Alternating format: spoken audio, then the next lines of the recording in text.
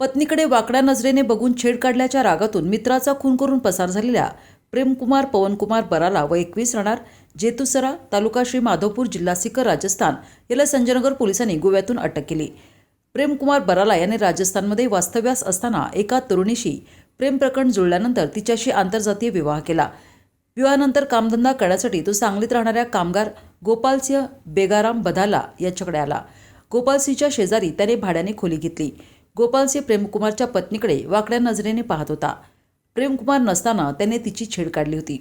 तिने हा प्रकार प्रेमकुमारला सांगितल्यानंतर त्याने दिनांक 27 फेब्रुवारी रोजी दुपारी 4च्या सुमारास रागाच्या भरात खोऱ्याच्या प्लास्टिकच्या दांड्याने गोपालसिंहला मारून खून केला। त्यानंतर तो पत्नीसह पळाला।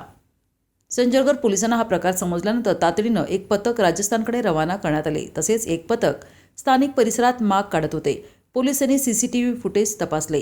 तांत्रिक तपासातून मिरज बस स्थानकापर्यंत त्याचा शेवटचा ठावठिकाणा समजला। त्यानंतर त्याचा माग काढणे कठीण बनले होते।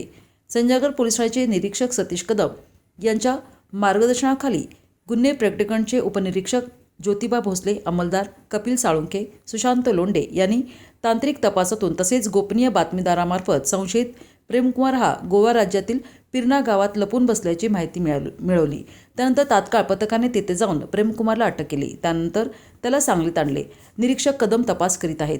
संशयित प्रेमकुमार हा परराज्यातील असून त्याने मोबाईल वापरणे बंद केल्यामुळे त्याचा ठावठिकाणा शोधण्याचे आव्हान होते। त्याची पत्नी संपर्कासाठी मोबाईल ॲप वापरत होती, त्यावरून पोलीस त्यांच्या मागावर होते। अखेर ठावठिकाणा समजल्यानंतर तात्काळ जाऊन त्याला अटक केली।